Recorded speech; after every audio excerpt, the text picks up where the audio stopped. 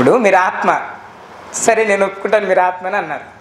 అంటే శరీరానికే చేస్తున్నారా, ఆత్మకి కూడా ఏమైనా చేస్తున్నారా? ఓకే, శరీరానికి ఏం చేస్తున్నారు? పొద్దున్న లేస్తే శరీరానికి పళ్ళు తోముతున్నాం, శరీరానికి స్నానం చేపిస్తున్నాం, ఈ శరీరానికి పౌడర్ వేస్తున్నాం, ఈ శరీరానికి బట్టలు వేస్తున్నాం, ఈ శరీరానికి ఆకలి వేస్తానం, అన్నం వండుకుంటున్నాం. మళ్ళీ ఈ శరీరాన్ని పోషించేందుకు పొద్దుగా లేచి పనికి పోతున్నాం, డబ్బులు తెస్తున్నాం, మళ్ళా తీసుకొచ్చి ఆ శరీరాన్ని పోషించడానికే మళ్ళీ వస్తువులు కొంటున్నాం. ఈ శరీరాన్ని సుఖపెట్టడానికి ఇంట్లో ఫ్రిడ్జ్ కొన్నాం, ఈ శరీరాన్ని సుఖపెట్టడానికి ఇంట్లో ఏసీ కొన్నాం, ఈ శరీరాన్ని మంచిగా సుఖంగా పడుకోబెట్టడానికి ఇంట్లో మంచం కొన్నాం, ఈ శరీరాన్ని మంచిగా హాయిగా ఉంచుకోవడానికి ఇల్లు చాలా మంచిగా ఇంటీరియర్ డిజైన్ చేయించినాం, ఈ శరీరాన్ని ఆనందమయం చేయడానికి పెద్దగా ఎల్ఈడి టీవీ పెట్టించినాం, సౌండ్ బాక్సులు పెట్టించినాం, ఇంట్లో మంచి పాటలు వినాలాగా మంచి వినాలి, ఈ చెవులకి మంచి ఇనుసొంపుగా ఉండాలి. అంటే ప్రతీది కూడా ఈ శరీరానికి సుఖం కావడానికి ప్రయత్నం చేస్తున్నాం. మరి మీరు అందరూ ఆత్మ అన్నారు, మరి ఆత్మ కోసం ఏం చేస్తున్నాం మనం? ఓకే, నేను అడిగేది ఏంటంటే మీరు అందరూ ఇప్పుడు ఆత్మ అన్నారు కదా కొంతమంది, మరి ఆత్మ కోసం ఏం చేస్తున్నాం మనం? శరీరం కోసం మనం ఇంత చేస్తున్నాం కదా. శరీరం కోసం చిన్నప్పుడు ఆహారం తిన్నాం, పెద్దగా అయినాం, బాల్యం వచ్చింది, కౌమారం వచ్చింది. అందుకని బహుమంతుడు చెప్తున్నారు, దేహినోస్మిన్ యదా దేహే కౌమారం యవ్వనం జర తదా దేహాంతర ప్రాప్తి ధీరస్తత్ర నముహ్యతి. భగవంతుడు ఏం చెప్తున్నారు భగవద్గీతలో? మీ యొక్క శరీరము ఎలా వచ్చింది? మీ శరీరము పుట్టుకతోటి కొద్దిగా బాల్యంలో వస్తుంది, చిన్నగా ఉంటారు మీరు. ఆ తర్వాత శరీరం దేనికి మార్పు చెందుతుంది? కౌమారంకి, యవ్వనంకి వస్తుంది. ఆ తర్వాత శరీరం దేనికి మార్పు చెందుతుంది? ముసలితనానికి. దాని తర్వాత ఏమవుతుంది? వృద్ధ కొలాప్స్. అలా శరీరం మార్పు చెందుతుంది, కానీ మీరు అనే భావన మార్పు చెందుతుందా? మీరు మార్పు చెందారా? మీరు అంటే ఎవరు ఇక్కడ? ఆత్మ. మీరు చిన్నగా ఉన్నప్పుడు అదే శరీరంలో ఉన్నారా లేదా? మీ శరీరం మాత్రమే మార్పు చెందింది, మీరు భావన మార్పు చెందిందా? లేదు. ఇప్పటికీ మనకి ఆ ఆలోచనలు అలా ఉన్నాయి. మరి మార్పు చెందింది ఏంటి అంటే ఆత్మ. గుర్తుపెట్టుకోవాల్సింది ఏంటంటే ఆత్మ. మరి శరీరంలో నేను ఆత్మనని ఎలా తెలుస్తుంది? ఆత్మ అనేది చివరి స్టేజ్ అన్నమాట. మనకి శరీరంలో ఈ శరీరంలో ఆత్మని చూడాలి అంటే, ఆత్మని తెలుసుకోవాలంటే 5, 1, 11 ఇంద్రియాలని దాటిన తర్వాత ఆత్మని తెలుసుకోవచ్చు. ఎన్ని ఇంద్రియాలు ఉన్నాయి మనకి? ఎన్ని ఇంద్రియాలు ఉన్నాయి దత్తదులు? పంచేంద్రియాలు. 5 పంచేంద్రియాలు ఉన్నాయి, ఇంకా 5 కర్మేంద్రియాలు ఉన్నాయి, ఇంకొకటి మనస్సు. 11 ఉన్నాయి. 11 ఇంద్రియాల తర్వాత బుద్ధి ఉంది, మళ్ళా అహంకారం ఉంది, మళ్ళా దాని తర్వాత ఆత్మ అనేది ఉంటుంది. అప్పటి వరకు తెలియదు. అంటే ఇన్నిటిని జయించాలి మనం. ఫస్ట్ ఏవిటిని జయించాలి? ఈ శరీరము ఇంద్రియాలతో ముడిపడి ఉంది. ఇంద్రియాలు ఏవి? ఈ ముక్కు, చెవులు, కళ్ళు, నోరు, ఈ శరీరము. ఈ ఇంద్రియాలని ఫస్ట్ జయించాలి. ఈ ఇంద్రియాలని జయించాలంటే ఎట్లా? వీటి మీద యుద్ధం చేయాలా? అసలు ఎందుకోసం జయించాలా ఈ ఇంద్రియాలని? మేము నీళ్ళు తాగకుండా ఉండాలా? ఆహారం తినకుండా జయించాలా? లక్ష్మణ్ రావు చెప్పండి. గుహలకు పోయి తపస్సు చేసుకుంటా ఏ నీళ్ళు తాగకుండా ఉండాలా? సాధ్యమవుతుంది అసలు? సాధ్యమేనా అసలు? నీళ్ళు తాగకుండా బతుకుతాం మనం? ఆహారం తినకుంటే శరీరాన్ని బతికిస్తామా మనం? మరి ఇక్కడే ఆగిపోతున్నాం కదా. ఎన్నో జన్మల నుంచి ఇంద్రియాలను జయించే దగ్గరనే ఆగిపోతున్నాం మనం అందరం ఇంద్రియాలను జయించే దగ్గరనే ఆగిపోతున్నాం. ఇంద్రియాలని తృప్తిపరచడానికే కొన్ని లక్షల జన్మలు ఎత్తేసినాం ఆల్రెడీ. ఇంకా లక్షల జన్మలు కూడా ఇంద్రియాలని తృప్తిపరచడానికే ఎత్తుతాం. అంటే దానివల్ల ఏమవుతుందంటే ఈ దుఃఖం అనేది వస్తుంది. ఈ శరీరం నేను అనుకున్నప్పుడు దుఃఖం వస్తుంది. మనందరికీ దుఃఖాలు ఉన్నాయా లేవా? ఉన్నాయా? కష్టాలు ఉన్నాయా లేవా? ఉన్నాయి. ఉన్నాయి. ఎందుకు లేవు? ఉన్నాయా? లేని వాళ్ళు ఎవరైనా చేపెత్తాను? అందరికీ ఉన్నాయి. మరి ఉన్నాయి స్వామి, ఏం చేద్దాం? చేయాల్సిన పూజలు చేస్తుంటిమి, ఇవ్వాల్సిన హారతులు ఇస్తుంటిమి, పెట్టాల్సిన ప్రసాదం పెడుతుంటిమి, తీర్చాల్సిన మొక్కులు తీరుస్తుంటిమి. మరి అయినా ఎందుకు దుఃఖాలు రావట్టే? క్యూ ఎందుకు రావట్టే? మనం అంటాం, ఇప్పుడు నాకు ఏదో ఒక బాధ వచ్చింది అనుకో శరీరానికి, ఒక హాస్పిటల్కి వెళ్ళి చూపించుకున్నాను అనుకోండి, వేరే వాళ్ళకి చెప్తే మొన్నే హాస్పిటల్కి పోయినా కానీ అయినా తగ్గుతలేదంటే పక్కన వాళ్ళు ఏం చెప్తారు? నువ్వు పిచ్చోడివి, గా హాస్పిటల్కి పోయినావు, అట్లా కాదు మంచి హాస్పిటల్ ఉంది ఇంకా తగ్గించేది, నీకెందుకు వేరే డాక్టర్ తోలుకపోతే ఆయన మంచి తగ్గేస్తారని చెప్తారు. అంతేనా కదా? అక్కడికి కూడా తగ్గకపోతే ఇంకొకరు చెప్తారు, ఆడ కాదండి ఇంకొక హాస్పిటల్ ఉంది, ఆడ మంచి తక్కువ చేస్తారని చెప్తారు. సో ఈ ప్రపంచంలో బాధని పోగొట్టేటువంటి, శాశ్వతంగా దుఃఖాన్ని నశింపజేసేటువంటి శక్తి కేవలం భగవంతుడికి మాత్రమే ఉంది. కేవలం భగవంతుడి నామానికి మాత్రమే ఉంది. కేవలం భగవంతుడి సేవకే ఉంది. కేవలం భగవంతుడి పూజకే ఉంది. మిగతా దానికి దేనికి లేదు. అందులో ముఖ్యంగా ఈ కలియుగంలో మీరు ఏం చేసినా కూడా మీకు దుఃఖం రాకుండా ఉండదు. మీరు ఆనందంగా, ఈ కలియుగం దోషాలతో నిండి ఉంటుంది. మీరు ఇంటి నుంచి బయటకు వెళ్ళగానే మీ దోషాలన్నీ పట్టుకుంటాయి మిమ్మల్ని. సో కాబట్టి ఆ దోషాల నుంచి మీరు రక్షించబడాలి అంటే అసలు నిజమైన దుఃఖం ఏంటో తెలుసుకోవాలి మనం. నిజమైన దుఃఖం ఏంటో తెలుసుకోవాలి మనం. నిజమైన దుఃఖం అంటే దుఃఖమే దుఃఖం, ఇంకా నిజమైన దుఃఖం కూడా ఉంటుంది. దాంట్లో దుఃఖాలు 4 రకాలు ఉంటాయి. ఏంటి దుఃఖం? జన్మ, మృత్యు, జర, వ్యాధి, దుఃఖ, దోషాను దర్శనం. 4 నిజమైన దుఃఖాలు. యాక్చువల్లీ మనం అనుకుంటాం ఇవి కూడా దుఃఖాలే, కానీ శాస్త్రం ఏం చెప్తుందంటే ఎవరికైతే అందరికీ సమానంగా ఉండేది, ఎవ్వరు కూడా దాన్ని పక్కకు తప్పించలేంది, అది నిజమైన దుఃఖం. అది దుఃఖం అందరికి సమానంగా ఉండాలి. ఆ దుఃఖము ఎవ్వరు కూడా అవాయిడ్ చేయడానికి లేదు, ఎవ్వరు కూడా పక్కకు తప్పించడానికి లేదు, ఇంకా భరించాల్సిందే. అవి ముఖ్యమైన దుఃఖాలు ఏంటంటే మనం తెలుసుకోవడానికి చెప్తున్నాను. అంటే జన్మ, మృత్యు, జర, వ్యాధి. ఈ మృత్యు అనేది అందరికీ సమానంగా ఉంటుందా? ఉండదా? నాకు మృత్యు వస్తుంది, ఇక్కడ కూర్చున్న వాళ్ళకి మృత్యు వస్తుంది, ఆ గుడి బయట ఉన్న వాళ్ళకి వస్తుంది, అమెరికాలో ఉన్న వాళ్ళకి కూడా మృత్యు వస్తుంది. వస్తుందా లేదా మృత్యు? అందరూ శరీరం వదలాల్సిందే.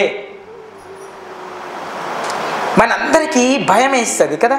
భయం సడన్గా ఇక్కడ బల్లి పోతుంటే మీద పడుతుందని భయం అనిపిస్తుంది, అక్కడ పోతుంటే పాము వస్తుంటే భయం అనిపిస్తుంది. యాక్చువల్లీ భయం దేనివల్ల వస్తుందని శాస్త్రం చెప్తుంది తెలుసా? మృత్యువు వల్ల భయం వస్తుందని చెప్తుంది. అంటే ఎక్కడ నేను ఈ శరీరాన్ని వదిలిపోతాను అని చెప్పి భయం అనిపిస్తుంది మనకి. ఈ శరీరానికి ఏమన్నా అవుతుందేమో అని భయం అనిపిస్తుంది. ఎందుకంటే ఈ శరీరానికి ఏమన్నా అయితే అందులో ఉన్నటువంటి ఆత్మ వెళ్ళిపోవాల్సింది. ఒక ఆయనకి శరీరం అంటే బాగా ప్రీతి, ఆ వేలికి ఏదో కొద్దిగా ఇన్ఫెక్షన్ వస్తుంది. ఒక శరీరంలో ఒక వేలికి ఒక ఇన్ఫెక్షన్ వచ్చి ఆ డాక్టర్ దగ్గరికి పోతే ఏమంటారు? అయ్యా ఈ వేలిని తీసేయాలా అని అంటాడు. ఏమంటాడు? ఈ వేలిని తీసేయాలా. ఆయన అంటాడు నా వేలిని తీసేస్తారా? నేను ఏడనవే తక్కువ వేయించుకుంటా కానీ వేలిని తీసేయాలి. వేలిని తీసేస్తే మళ్ళీ నాకు లోపం కదా. ఆ నమ్మకంతో ఇంకో డాక్టర్ దగ్గరికి పోతాడు, అటుటో తిరుగుతాడు, ఏమో చేస్తుంటే ఆ ఇన్ఫెక్షన్ మెల్లగా చేతి దాకా వస్తుంది. వచ్చి మళ్ళీ ఆ డాక్టర్ దగ్గరికి వచ్చి నాకు ఎక్కడ తగ్గుతలేదు, వేలు తీసేయండి అంటాడు. లేదయ్యా అప్పుడే చెప్తే ఇన్లేవు, నువ్వు వేలు మాత్రమే పోయేది, ఇప్పుడు చేతి పోవాలి, చేతి తీసేస్తేనే నువ్వు బతుకుతావు, లేకుంటే బతకలే అని చెప్తాడు. అప్పుడు చచ్చినట్టు చేతి తీయాల్సిందే. సస్తాడా? చేతి తీసేస్తాడా? తీసేస్తాడు. అంటే ప్రాణం నిలుపుకోవడం కోసం చేతి పోయినా సరే లాస్ట్కు, కానీ ప్రాణం మాత్రం కావాలి. ప్రాణం అంటే తీపి మనందరికీ. ఎందుకు చెప్తున్నానంటే గొప్ప గొప్ప వాళ్ళు ఆది శంకరాచార్యులు అసంటి వారే ఈ ఆత్మ ఉందిరా బాబు, ఈ ఆత్మ భిన్నత్వంలో ఏకత్వాన్ని సంతరించుకుంటుంది. ఈ శరీరంలో ఇన్ని ఇంద్రియాలు, ఇన్ని కర్మేంద్రియాలు, మనస్సు, బుద్ధి, అహంకారం అనేటువంటి మధ్యలో ఉన్నటువంటి ఇన్ని భిన్నత్వాల్లో ఏకత్వం ఒక ఆత్మ ఉంది, దాన్ని తెలుసుకోండిరా బాబు అని చెప్పి ఆదిశంకరాచార్యులు అందరిని స్తుతిస్తున్నారు మంచిగా. ఏమంటారు? భజ గోవిందం భజ గోవిందం గోవిందం భజ మూఢమతే సంప్రాప్తే సన్నిహితే కాలే నహి నహి రక్షతి టుకృంకరణే. ఏమంటున్నారు ఆయన? నేను చెప్పట్లేదండి, ఆయన చెప్తున్నారు. ఏమనంటే ఈ శరీరం ఏదో ఒక రోజు పోతుంది. శరీరం వదిలేటప్పుడు ఎందుకయ్యా బాధపడతావు? మరణం అనేటువంటి భయాన్ని మొట్టమొదటిగా తొలగించుకోవాలి. ఆ మరణం సమయంలో భయం ఉండకూడదు అంటే మనం ఆనందంగా మరణాన్ని కూడా ఆనందంగా చేయాలి అంటే ప్రతిదాన్ని మనం సెలబ్రేట్ చేస్తాం కదా. ఈ సృష్టిలో ప్రతిదాన్ని మనం సెలబ్రేట్ చేస్తాం. బర్త్డే వస్తే సెలబ్రేట్ చేస్తాం, డెత్ డే వస్తే సెలబ్రేట్ చేస్తాం, వీడిని సెలబ్రేట్ చేస్తాం. ఈ రోజు కుక్కలకు కూడా బర్త్డేలు చేస్తున్నాం. మనం చేస్తున్నారా లేదా? చేస్తున్నాం, ఎందుకంటే డబ్బు ఉంది మన దగ్గర అంతగాని. రైట్, ఇలా ప్రతిదాన్ని సెలబ్రేట్ చేస్తున్నాం. ఈ యొక్క చావుని కూడా సెలబ్రేట్ చేస్తాం. శ్రీశ్రీ తెలుసు కదా, శ్రీశ్రీ శ్రీరంగం శ్రీనివాసరావు గారు ఆయనేనా? శ్రీరంగం శ్రీనివాసరావు శ్రీశ్రీ అంటే. ఇంకొకరు కూడా ఉన్నారు శ్రీశ్రీ, ఆయన మ్యాథమెటిక్స్ సైంటిస్ట్ యాక్చువల్లీ. ఇంకొకరు ఉంటారు మ్యాథ్స్లో సైంటిస్ట్, ఆయన శ్రీశ్రీ అని. సో ఈ శ్రీశ్రీ ఏం చెప్తారంటే సినిమాలో ఒక పాట చెప్తారు. ఏమని చెప్తారు ఆయన? ఏం పాట చెప్తారు? సపాడు ఎటు లేదు పాటైనా పాడు బ్రదర్, రాజధాని నగరంలో వీధి వీధి నిధి నాదే బ్రదరు. ఏమంటున్నారు ఆయన? ఈ యొక్క కాలంలో చావు కూడా పెళ్ళి లాంటిదే బ్రదర్ అని చెప్తారు ఆయన ఆ చరణంలో. నేనేమంటున్నానంటే ఈ చావుని కూడా సెలబ్రేట్ చేస్తారు. మనం చచ్చిపోయే దుఃఖం మనకు ఉండదు. అందరికీ దుఃఖంలో ఉండం. మనం చావుని కూడా సెలబ్రేట్ చేస్తున్నాం ఈ రోజులలో. మంచి క్యారీ వ్యాన్ పెట్టాలి పెద్దది, శవం తీసుకుపోవడానికి. ఒకప్పుడు నలుగురు మోయడానికి ఉండేవాళ్ళు, ఇంకా రాను డీజే కూడా పెడతారు చూడండి. ఇంకా ఆ శవం ముంగట మస్తు ఫుల్ తాగే వాళ్ళు ఉంటారు, ఫుల్ ఎంజాయ్ చేస్తారు. బాగా డ్యాన్స్ చేసే వాళ్ళని కూడా ఒక గ్రూప్ ఉంటుంది, దాన్ని పిలిపిస్తారు. ఇక ఫుల్ డ్యాన్స్ చేసుకుంటూ పోతారు ఇంకా అక్కడ దాకా. మనం అనిపిస్తుంది మన నుంచి ఒక వ్యక్తి పోయారని మనకు అందరికీ దుఃఖం ఉంటుంది.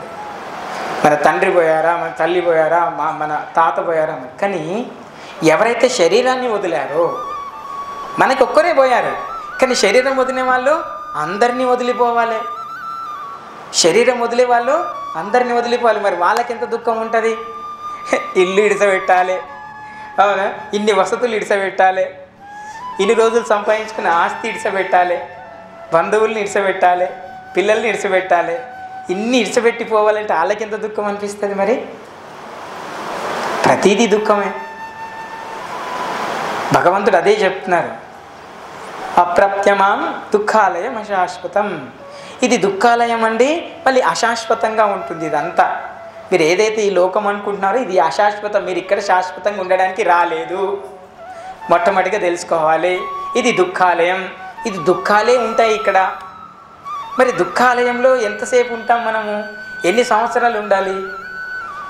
ఈ సృష్టిని ఏమంటారంటే, మనం ఉంటున్నటువంటి సృష్టిని దుఃఖాలయం అంటున్నాం. ఇది ఒక స్టేషన్, పోలీస్ స్టేషన్ లాగా, కోట. ఇది దుర్గా అంటారు కదా, దుర్గాదేవి అంటాం కదా మనం. దుర్గా అంటే ఏంటి తెలుసా అర్థం మీకు? దుర్గాదేవి దేనికి అధిపతి రాలు తెలుసా మీకు? దేనికి అధిపతి రాలు?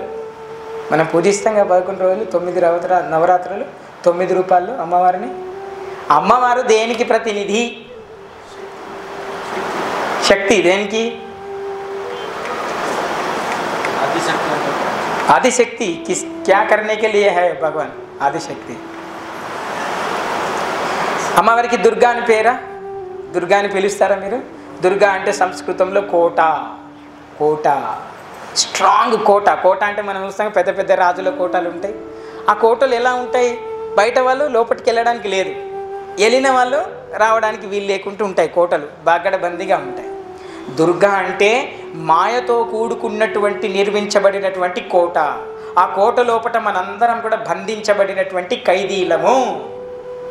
ఆ మాయ నుంచి బయటపడలేము. అందుకనే భగవంతుడు ఏం చెప్తున్నారు? సో దైవీహేష గుణమయి మమ మాయా ధురత్యయ. నా యొక్క దైవ గుణం అది, భగవంతుడి యొక్క గుణం ఏంటి? మాయ. అందులో మనందరం బంధించబడ్డాం అన్నమాట. ఎందుకు, ఏమని బంధించబడ్డాం? నాకు కుటుంబం కావాలి, ఇది నాది, ఇది నాకు సంబంధించింది, ఇది నా శరీరము, ఇది నా ఇల్లు, ఇది నా జాగా, ఇది నా పిల్లలు, ఇది నా పొలము, ఇది నాది నాది అనేటువంటి భావన ఉన్న వాళ్ళందరూ ఆ కోటలో బంధించబడి ఉన్నారంట. ఆ కోటకి ఎవరండి కాపలాదారు? దుర్గాదేవి. ఆ కోటకి ఎవరు కాపలా ఉన్నారో? దుర్గాదేవి. అందుకనే దుర్గా అని పేరు వచ్చింది. అందులో నుంచి బయటపడడం అసాధ్యం. మీరు అనుకుంటున్నారు ఆమెనే మాయ. మనం అందరం మాయ నుంచి బయటపడాలి కదా. మరి మాయాదేవినే మనం శరణం చేస్తాం, మళ్ళీ ఆమె అందులోనే ఉంచుతుంది. ఆమె పని ఏంటి అంటే, ఇప్పుడు మనం చూడండి, జైల్లో ఒక పెద్ద జైలు ఉంటుంది కదా, జైల్లో తప్పు చేసిన వాళ్ళని తీసుకెళ్ళి అక్కడ వేసేస్తే వాళ్ళని ఎప్పుడు విడుదల చేస్తారు? ఒక ఖైదీని ఎప్పుడు విడుదల చేస్తారు? ఆయన మంచి ప్రవర్తన కలిగి ఉంటే ఆ ప్రవర్తన ద్వారా ఆయన్ని విడుదల చేస్తారు. ఆయన శిక్ష ఎలా ఉంటుందంటే, ఆ జైళ్ళల్లో బాగా మంచిగా బాగా జీవితకాలం ఖైదీ పడ్డ వాళ్ళకి ఎప్పుడు విడుదల వస్తుంది అంటే, ఆయన కనుక మంచి ప్రవర్తన కలిగి మంచి ప్రవర్తనని కనుక చేంజ్ చేసుకుంటే ఆయన్ని విడుదల చేస్తారు జైలు నుంచి. మరి ఈ దుర్గా అనేటువంటి ఈ భౌతికమైనటువంటి కోట నుంచి అమ్మవారు మనల్ని ఎప్పుడు రిలీజ్ చేస్తుంది? మరి మనల్ని ఎప్పుడు ముక్తికి పంపిస్తుంది? మనం ఎప్పుడు ఈ కోట నుంచి బయటపడతాం, ఈ మాయ నుంచి అంటే ఎప్పుడైతే భగవంతుడి యొక్క శరణం పట్టుకున్నామో అప్పుడు బయటపడతాం మనం. ఎప్పుడైతే ఈ లోకం కాదండి, నేను పోవాల్సిన లోకం కోట బయట ఉంది, అది ఆధ్యాత్మిక లోకం, అది భగవంతుడి లోకం, అది భగవంతుడి యొక్క స్థానం, అది నా తండ్రి స్థానం, నేను అక్కడికి వెళ్ళాలి తిరిగి అనుకొని మనం ఎప్పుడైతే అనుకుంటామో, ఎప్పుడైతే ఆ సాధన మొదలు పెడతామో, ఎప్పుడైతే ఆ మార్గంలో ప్రయాణం మొదలు పెడతామో, ఎప్పుడైతే ఆ ప్రయాణానికి మన జీవితాన్ని సిద్ధం చేస్తామో అప్పుడే ఆ కోట నుంచే మనకి రిలీజ్ వస్తుంది. మీరు చూడండి, ఎప్పుడైతే కిల్లా అంటారు కదా జైలు, ఆ కిల్లా జైల్లో మనతో ఖైదీలు ఉంటారు, పోలీసులు కూడా ఉంటారు. ఖైదీలకు ఉండే రూల్స్, పోలీస్ స్టేషన్లో ఖైదీలు ఉంటారు, పోలీసులు కూడా ఉంటారు. కానీ ఖైదీలకు ఒక లెక్క, పోలీసులకు ఒక లెక్క. అందులో ఉండే రూల్స్ పోలీసులకు వర్తిస్తాయా? వర్తించవు. ఎందుకు వర్తించవు? వాళ్ళు అక్కడ ఆ యొక్క అధికారం దాన్ని నిర్వర్తించడానికి వాళ్ళకి శక్తి ఉంది, ఒక శక్తి ఉంది. అట్లనే ఈ యొక్క మాయా ప్రపంచమైనటువంటి కోటలో మనకి ఈ మాయలోకంలో ఉన్నటువంటి దుష్టాలు దేశాలు మనకంట ఎప్పుడు తెలుసా? ఎప్పుడైతే మనం భగవంతుడి యొక్క భక్తి చేస్తామో, భగవంతుడి యొక్క భక్తులుగా అవుతామో అప్పుడు ఈ మాయా ప్రపంచంలో ఉన్నటువంటి ఈ మాయకి కొనబడేటువంటి అంటే మాయ వైపు తీసుకుపోయేటువంటి శక్తులు, దోషాలు అన్నీ కూడా మన మీద ఎలాంటి ప్రభావం చూపాయి? ఎప్పుడు మనం భక్తులైనప్పుడు.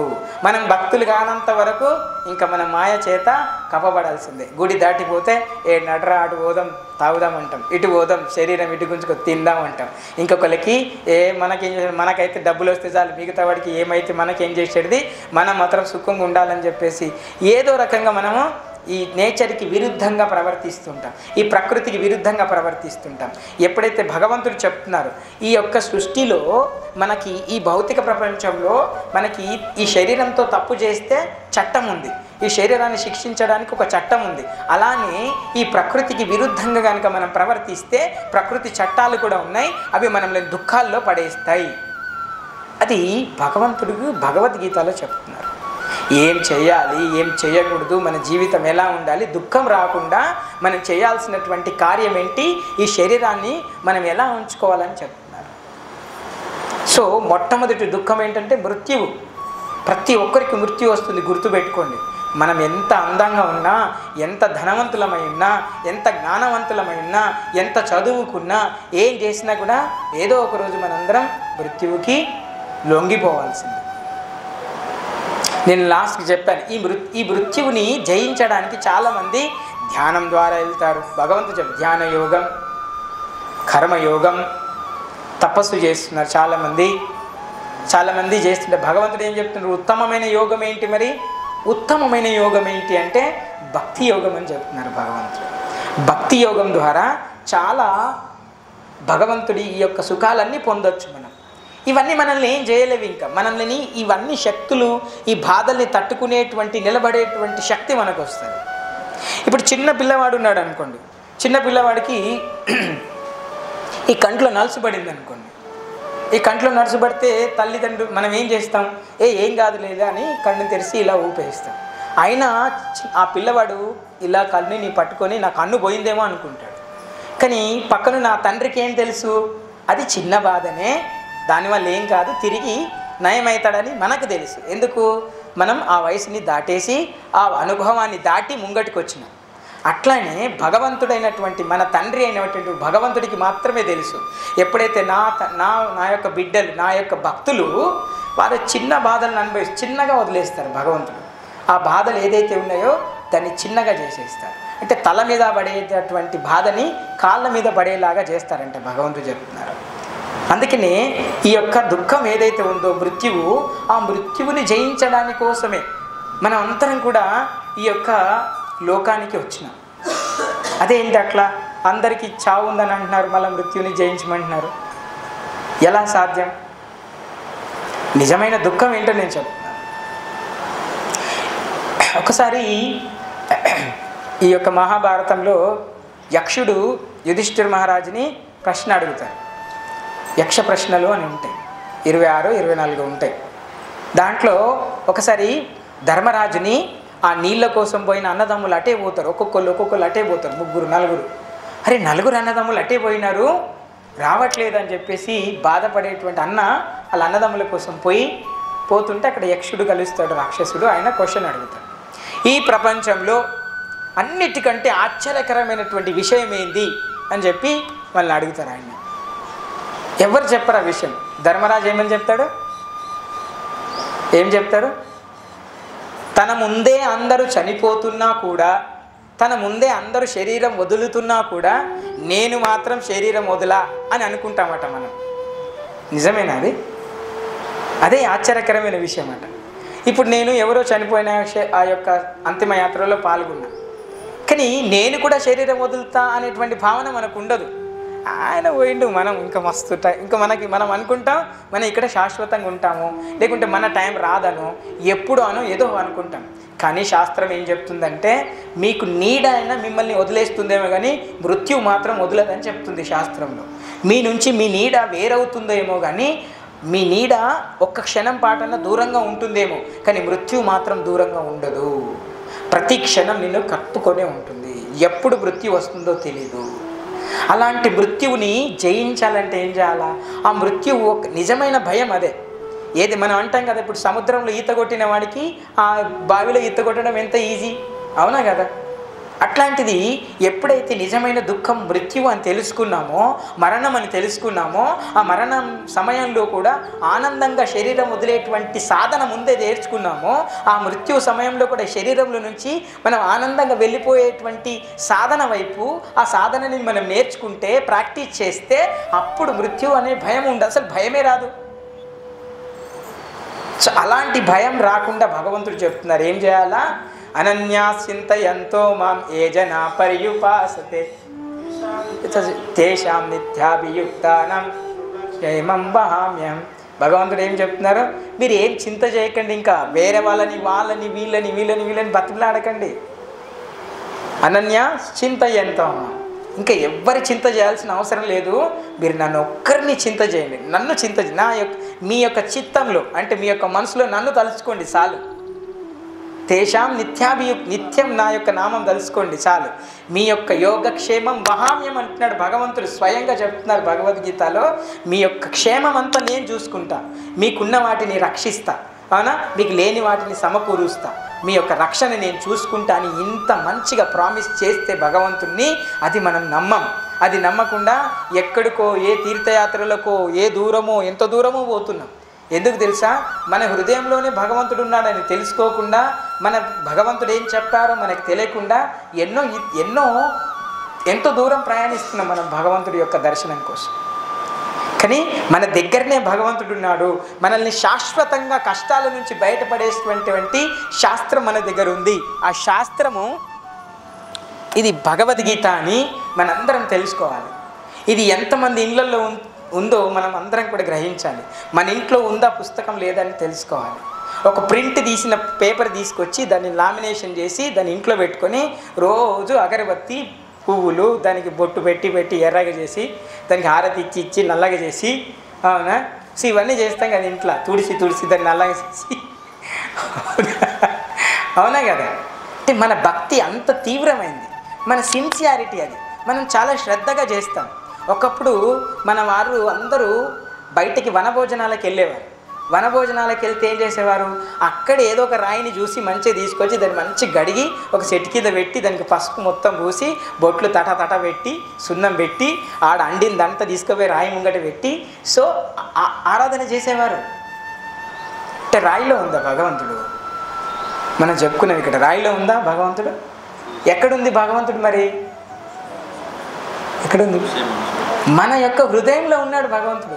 మనకు అనిపిస్తుంది ఆ రాయిలో భగవంతుని మొక్కాలని, మనకు అనిపిస్తుంది ఆ రాయి ముందు భగవంతుని ప్రతిష్ఠించుకొని ఆ రాయమయ్యే భగవంతుడు అనుకొని ఆయనకి నివేదన చేయాలనిపిస్తుంది. ఆ భావన అంతా ఎక్కడుందండి? మన హృదయంలో ఉంది. ఈ హృదయంలో మార్పు జరిగితే సరిపోతుంది, అంతే. ఏ పెద్ద జరగాల్సిన అవసరం లేదు, పెద్దగా చేయాల్సిన అవసరం లేదు. ఎప్పుడైతే హృదయంలో ఇక్కడ ఇంత పెద్ద గుడి కట్టారంటే వారందరిలో హృదయంలో భగవంతుడు ఉన్నారు కాబట్టి వారందరూ వారి హృదయంలో ఉన్నటువంటి భావనకి ఒక రూపం తీసుకొచ్చి ఇక్కడ పెట్టారు కాబట్టి ఇక్కడ పెడితే వాళ్ళకి ఆనందం. అబ్బా, మా హృదయంలో ఉన్నటువంటి భావన రూపుదాల్చుకుంది, ఈ రూపుదాల్చుకున్నటువంటి ప్రతిమ ముంగటికి వస్తే మాకు ఏదో రకమైనటువంటి తృప్తి కలుగుతుంది అనుకుంటున్నారే, ఆ తృప్తే భగవంతుడు, ఆ తృప్తే అమ్మవారు, ఆ తృప్తే మనకి దుఃఖాల నుంచి దూరం చేసేటటువంటి శక్తి. ఎప్పుడైతే మీ హృదయంలో భగవంతుడి యొక్క నమ్మకమే లేదు, భగవంతుడి పట్ల విశ్వాసం లేదు, మీరు దర్శించాల్సినటువంటి హృదయంలో మీరు భగవంతుని దర్శించకపోతే మీరు ఎంత పెద్ద గుడికి భగవంతుని దర్శించినా శూన్యమా కాదా? శూన్యం. నేను లాస్ట్ వీకో మనం ఒక పాట పాడినాం. ధ్యానం ద్వారా భగవంతుని తెలుసుకోవచ్చు, తత్వం ద్వారా కూడా భగవంతుని తెలుసుకోవచ్చు. తత్వ పాటలు పాడతారు కదా, మొన్న ఒక పాట పాడినాం. ఏంటది? ఇల్లు పాతావడెను చూడన్నా, కొన్నాళ్ళు ఏలిన కొంప పాతావడెను చూడన్నా. భజనలు పాడతారు కదా. ఇల్లు పాతావడెను చూడన్నా, కొన్నాళ్ళు ఏలిన కొంప పాతావడెను చూడన్నా. ఇల్లు పాతావడెను చూడు ఎల్లకాలం ఏలే ఇల్లు, ఇల్లు పాతావడెను చూడు ఎల్లకాలం ఏలే ఇల్లు, మల్ల గడదామంటే కుదురదు మైమతో గట్టిన ఇల్లు. ఇల్లు పాతావడెను చూడన్నా. ఈ తత్వంలో వాడుతూ ఉంటారు. మస్తు దడా జడ్డ మస్తు చేస్తారు. మన ఏందో తెలియదు, అది ఆ మీనింగ్ ఏందో తెలియదు, కానీ అది ఏదో ఉంది దాంట్లో, ఏదో భావన ఉంది, తీవ్రతరమైనటువంటి భావన. దాన్ని తత్వభావన అంటారు. తత్వం అంటే దానికి మనం అర్థం చేసుకోలేదు, దూరంగా ఆలోచిస్తారు. వాళ్ళు ఒక పదాన్ని దూరంగా ఆలోచించి పెడతారు. ఏమన్నారు? ఇల్లు పాతబడ్డదంటే ఏమో ఇల్లే, మనం ఉంటున్న ఇల్లేమో అనుకుంటాం. కాదు కదా. ఏంటి ఇల్లు అంటే? మన శరీరం గురించి. అయ్యా, మన పెరిగిన శరీరము మూలబడిపోతుంది. పెరిగిన శరీరం ఏదైతుందో ఈ ఇల్లు పాతబడుతుందయ్యా, కూలిపోదానికి దగ్గరకు వస్తుంది. ఇల్లు పాత పడుతుంది చూడు, ఇన్ని రోజులు వెళ్ళినటువంటి ఇల్లు పాత పడుతుంది చూడు. మళ్ళా కడదామంటే వస్తుందా ఇల్లు? మళ్ళీ బాల్యాన్ని తీసుకొస్తారా మీరు యవ్వనాన్ని తీసుకొస్తారా మీరు? ఈ తిరిగి తీసుకురాలేరయ్యా. అలాంటి శరీరాన్ని ఎటువైపు వంచాలో, ఎటువైపు నడిపించుకోవాలి ఇప్పటికైనా తెలుసుకోవయ్యా. ఈ పడిపోయే సమయం వచ్చింది, అప్పుడన్నా దాన్ని మంచి చేయడానికి ప్రయత్నం చేయవయ్యా అని చెప్తున్నారు వాళ్ళు. ఎట్లాగో నీకు బాల్యం వస్తుంది, యవ్వనం వస్తుంది, కౌమారం వస్తుంది, ముసలితనం వస్తుంది. కనీసం పడిపోయేటప్పుడన్నా ఆ భగవంతుడి నామాన్ని తెప్పించడానికి ప్రయత్నం చేయవయా. ఈ శరీరంతో భగవంతుడి నామం పట్టుకోవయా. ఈ శరీరంతో భగవంతుడి యొక్క భక్తుడు అయితే ఏంటి నష్టం మీరు చెప్పండి? భగవంతుడికి భక్తుడైతే ఏంటి నష్టం చెప్పండి? ఒక స్త్రీ భర్తకి భార్య అయింది, అదే స్త్రీ తన బిడ్డలకి తల్లి అయింది, అదే స్త్రీ తన అన్నదమ్ములకి చెల్లి అయింది, అక్క అయింది. అదే స్త్రీ తన యొక్క తాతకి వాళ్ళకి మనమరాలు ముని మనమలైంది. అలానే తండ్రి కూడా అంతే. తన తండ్రి తన బిడ్డలకి తండ్రి అయినాడు, తన భార్యకి భర్త అయినాడు, తన పిల్లలకి తండ్రి అయినాడు. అవునా? తన తోబుట్టులకి అన్నయ్య అయినాడు, తమ్ముడు అయినాడు. అవునా? తన యొక్క తోబుట్టు యొక్క పిల్లలకి మామ అయినాడు. సో ఒకే వ్యక్తి ఇన్ని రూపాలుగా ఉంటున్నాడా, ఉండట్లేదా? అలానే పరమాత్ముడైనటువంటి భగవంతుడు అందరిలో కూడా ఉన్నాడు. ఇలానే భగవంతుడు అందరి రూపాల్లో ఉన్నాడు. ఆ పరమాత్మ నుంచే వచ్చిన మనం అందరం. పరమాత్ముడు ఒక్కడే, భగవంతుడు ఒక్కడే, కానీ తాను విస్తరించుకున్నటువంటి పేరు మనం పిలిచేటువంటి పేర్లు వేరు. మీరు వెళ్ళి ఆంజనేయ స్వామి అంటున్నారు, లేకుంటే అయ్యప్ప స్వామి అంటున్నారు, గణపతి అంటున్నారు, లేకుంటే శివుడు అంటున్నారు, లేకుంటే బ్రహ్మ అంటున్నారు, ఇంకెవరు అంటున్నారో ఏమైనా అనండి. భగవంతుడి యొక్క శక్తి, భగవంతుడు మాత్రం ఒక్కరే. సో ఇలా ఈ ఆశ్చర్యకరమైన విషయం గురించి అడిగితే ఆయన మృత్యువు అందరు నా ముంగటే చనిపోతారు. మనం అనుకుంటాం నేను మాత్రం చనిపోనని. కాదండి, మృత్యువు కంపల్సరీ వస్తుంది. ఇది మనం తెలుసుకోవడానికే ఈ జన్మ నేర్చుకోవాలి. ఎస్, నేను ఎలాగో చనిపోతా, ఏదో ఒక రోజు చనిపోతా. ఈ అశాశ్వతమైనది ఇవన్నీ వాటెంపట పరిగెత్తాలంటే పరిగెత్తాలి కంపల్సరీ. ఎందుకు? మన గృహస్థ జీవనం తీసుకున్నాము, మన కుటుంబం ఉంది, మనకి పిల్లలు ఉన్నారు, వాళ్ళ పోషణ చేయాలి, వాళ్ళని చక్కగా ఈ సమాజంలో ఉంచాలి. ఇవన్నీ కూడా బాధ్యతలే. అలానే జర అంటే ఏంటి? ముసలితనం. ముసలితనం కూడా అందరికీ సమానంగా ఉంటుంది. దుఃఖం. ఎవరైనా ముసలితనం కావాలని కోరుకుంటారు? ఎవరైనా కోరుకుంటామా? కోరుకోం. సో చాలామంది ఈ ముసలితనాన్ని రాకుండా ఎన్నో ప్రయత్నాలు చేశారు, కానీ కుదరలేదు. ఇప్పుడు మీరు మైకేల్ జాక్సన్ చూస్తారు కదా. మైకేల్ జాక్సన్ చాలా నల్లగా అందవికారంగా ఉండేవారు. ఎన్నో సర్జరీలు చేయించి ఆయన అందంగా మారిపోయి చివరికి ఆ చర్మానికి క్యాన్సర్ వచ్చి ఆయనతో ఆ క్యాన్సర్ తోటి చచ్చిపోయినాడు. ఆయన కీర్తి సంపాదించారు, డబ్బు సంపాదించారు, కానీ రోగం రాకుండా సంపాదించారా? కొన్ని చనిపోయేటప్పుడు కొట్టుకొని చచ్చిపోయాడు ఆయన. మృత్యువుని జయించగలిగాడు ఆయన. అన్ని లక్షల కోట్ల ఆస్తి, అంత ఫేమ్ని అదే భగవంతుడి కోసం, ఆ శక్తిని భగవంతుడి భక్తిలో కనుక ఉపయోగిస్తే ఆయన తప్పకుండా భగవంతుడి లోకంకి వెళ్ళిపోయాడు. మనందరి లక్ష్యం ఒకటే, భగవంతుడి లోకానికి వెళ్ళడం. చాలామంది అంటారు కదా, ముక్తి పొందాలి, మోక్షం పొందాలి అని. ఏంటి మోక్షం, ముక్తి? ఇవన్నీ ఏం పెద్ద పెద్ద పదాలు మాకెందుకు చెప్తున్నారు స్వామి? ఈ ముక్తి మోక్షం మాకు ఇంకా చాలా పనులు ఉన్నాయి. పిల్లల్ని పెద్ద చేయాలి, వాళ్ళని ఇంకా బాధ్యత అన్నీ నిర్వహించాలి. ఇప్పుడే ముక్తి మోక్షం అంటున్నారు. ఏం కథ? మళ్ళా రమ్మంటున్నారా, బంద్ చేయమంటున్నారా భగవద్గీత సాంగత్యంకి? లేదు. మనం ఏంటో తెలుసుకోవాలి, మన పిల్లలకి నేర్పియాలి. అవునా? సో అప్పుడు ఏమవుతుందంటే ఆ పిల్లలు మనల్ని గౌరవిస్తారు, మనం పిల్లల్ని గౌరవిస్తాం. రేపు పెద్దగా అయిన తర్వాత ఆ సంస్కారం పిల్లల్ని మన పట్ల సంస్కారవంతంగా ఉండేలాగా అది వాళ్ళ దాంట్లో తయారవుతుంది. ఎప్పుడైతే మనం సంస్కారం నేర్చుకోకుండా మన పిల్లలకి సంస్కారం ఇవ్వకపోతే వాళ్ళు పెద్దగా అయిన తర్వాత వాళ్ళు మనల్ని వ్యతిరేకిస్తారు. రేపు వాళ్ళు మనల్ని ఇబ్బంది పెడతారు. అప్పుడు అంటాం మనమే బాధపడతాం. అప్పుడు నా పిల్లలకి, నా కొడుకే నన్ను ఇలా అంటున్నాడు, నా పిల్లలే నన్ను ఇలా చూస్తున్నారు, వాళ్ళే నన్ను ఇబ్బంది పెడుతున్నారు. ఎందుకు అనుకుంటామంటే మనం వాళ్ళకి ఇవ్వాల్సిన వయసులో ఇవ్వాల్సిన సంస్కారాన్ని ఇవ్వలేదు కాబట్టి. సో హిట్లర్ తెలుసా? హిట్లర్ అనే ఒక పెద్ద గొప్ప యోధుడు ఉన్నాడు. ఆయన రాజు కదా. ఈ ప్రపంచాన్ని అందరినీ జయించుకుంటూ వచ్చినాడు ఆయన. ఆ దేశం పోయి దండయాత్ర చేసి జయిస్తాడు, ఈ దేశం పోయి దండయాత్ర చేసి జయించుకుంటూ వస్తే ఇండియా మీద దండయాత్ర చేయడానికి భారతదేశం మీద కొంత దూరంలో ఆగిపోతాడు. ఆగిపోయి అప్పటికే ఆయన అలసిపోతాడు. యుద్ధం చేస్తే ఆయనకు ఒక జ్వరం వస్తుంది, విష జ్వరం వస్తుంది. ఆ విష జ్వరం ఎలా అంటే ఒక్కసారి జ్వరం వస్తే మనం నిన్నటిదాకా మంచిగా ఉన్నలా ఏమైపోతాం, కాలు చేతులు గుంజుకపోతాయి, నోరు ఎండుకపోతుంది, ఏం చేయాలో తెలియదు, మంచాన పడిపోతాం. ఆయనకు కూడా జ్వరం వస్తుంది, బాగా పెద్ద విష జ్వరం వస్తే ఇంకా ఆయనకు అర్థమైపోతుంది ఇక నేను ఈ శరీరం వదిలేయాలని. కానీ ఆయన రియలైజ్ అవుతాడు. అంటే శరీరం వదిలేటప్పటికైనా కూడా మనము తెలుసుకోవాలి. ఏం తెలుసుకోవాలంటే ఆయన ఏం రియలైజ్ అవుతాడంటే నేను ఇన్ని రాజ్యాలు జయించుకుంటూ వచ్చినా కదా. హిట్లర్ అలెగ్జాండర్ ఈ అలెగ్జాండర్ ఏం చేస్తారంటే అన్ని రాజ్యాలు జయించుకుంటూ వచ్చినా కదా, చివరికి నేను నా భార్య పిల్లల్ని చూద్దామన్నా చాలా దూరం, అంత దూరం పోయేలోపు మధ్యలోనే నేను చనిపోతా, అవునా? సో ఇక్కడున్నా చనిపోతా. ఆయన ఏం తెలుసుకున్నాడంటే ఇన్ని రాజ్యాలని గెలిచి నేనేం సంపాదించాను, ఈ డబ్బు ఈ యొక్క ఖ్యాతి నాకు వచ్చిన రోగాన్ని నయం చెయ్యలేవు, నేను శరీరం వదలాల్సిందే అని చెప్పేసి ఆ మంత్రిని పిలిచి ఏం చెప్తాడు, ఆ శవపేటికకి 4 రంధ్రాలు చేయండి అని చెప్తాడు. 4 రంధ్రాలు ఎందుకు అర్థం కావు ఆయనకి. పిలిచి ఏం చెప్తాడంటే ఆ 2 చేతులు ఆ రంధ్రాల నుంచి 2 చేతులు బయటకి 2 కాళ్ళు బయటకి పెట్టి ఆ శవపేటికని ఊరేగించండి నా శవపేటికని అని చెప్తాడు. అంటే దాని తత్వం ఏంటి అంటే, నేను ఇన్ని రాజ్యాలు జయించిన, ఇంతమంది రాజులని జయించిన, ఇంత సంపద కొల్లగొట్టినా కానీ చివరికి ఉత్త చేతులతో ఉత్త కాళ్ళతో ఓడుతున్నా అని చెప్పేసి ఈ యొక్క సమాజానికి తెలియాలి. ఎంత చేసినా సరే ఉత్త చేతులు ఉత్త కాళ్ళతోటే నేను ఈ యొక్క శరీరాన్ని ఈ సమాజాన్ని వదిలేసి వెళ్ళిపోతున్నా. కాబట్టి మీరు మీ శరీరంతో పాటు వచ్చేదేంటో దాన్ని పట్టుకోండి, మీరు మీ శరీరంతో పాటు వచ్చేదాని పట్ల విజయం సంపాదించడానికి ప్రయత్నం చేయండి.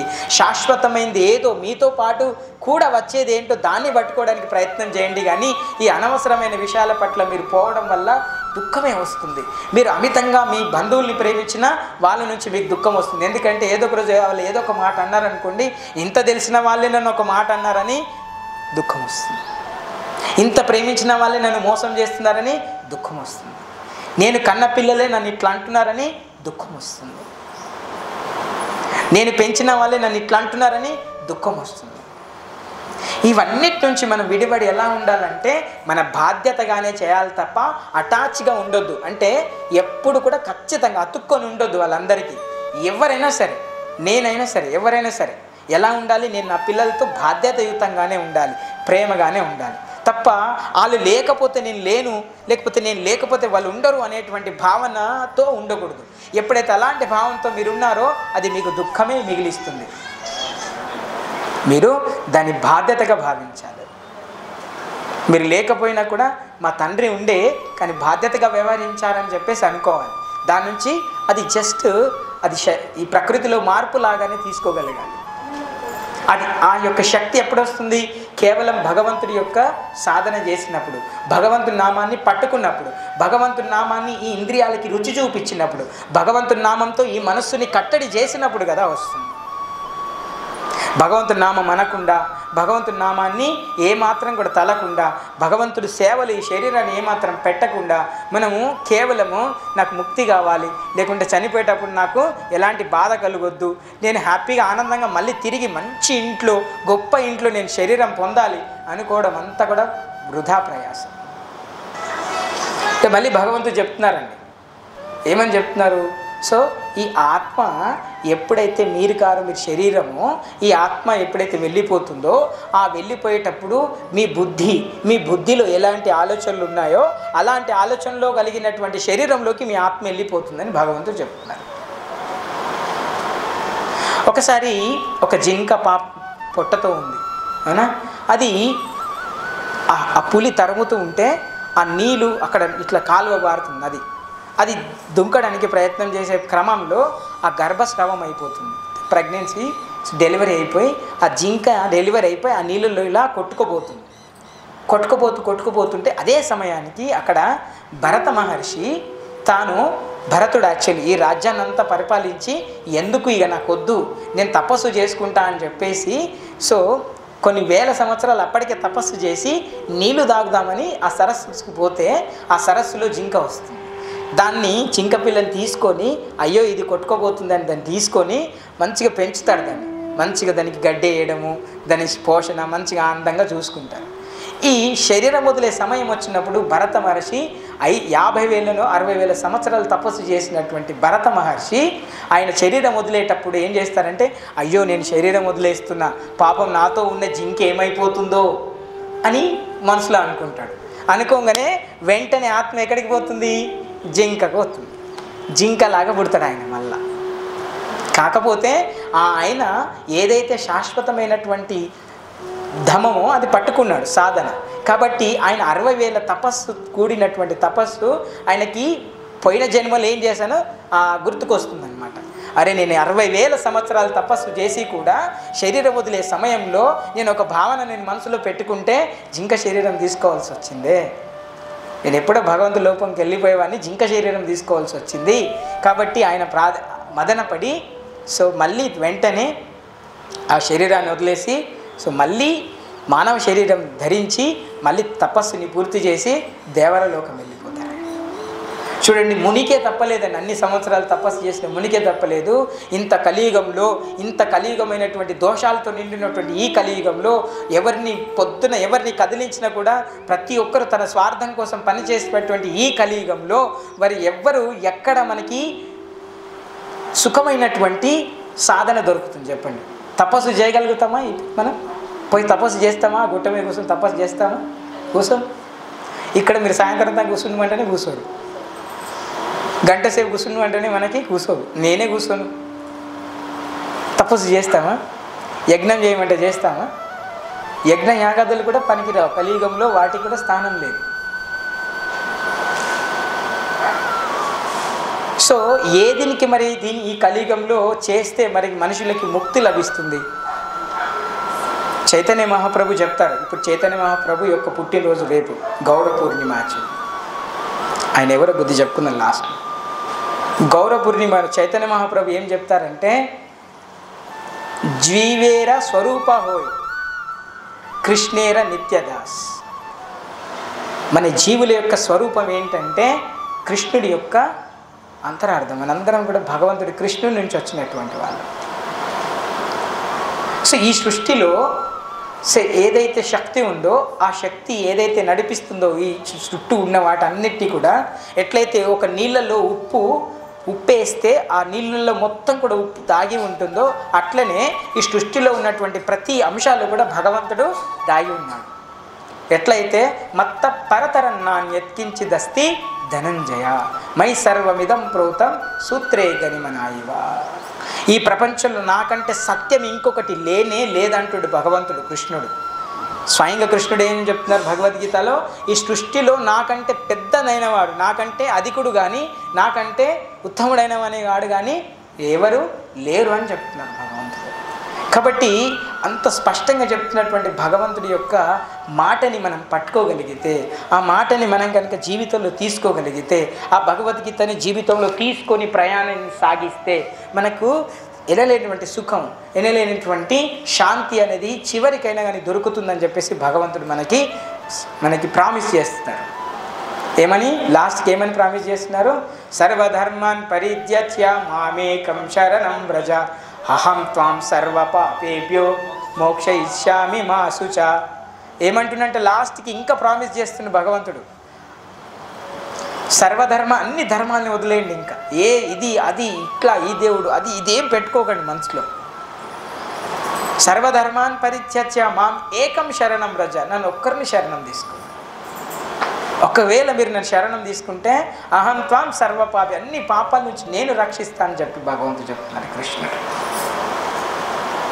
కొన్ని కృష్ణుడు చెప్తున్నారు అది స్వార్థం కోసం ఎవరో మీలాంటి వాళ్ళు రాసిండనొచ్చు, అవునా కదా? లక్ష్మీనారాయణ ప్రభు అంటారు మీరు కృష్ణుడి భక్తులు కాబట్టి మీరు కృష్ణుడి గురించి రాసుకుని ఉండొచ్చు అని అంటారు.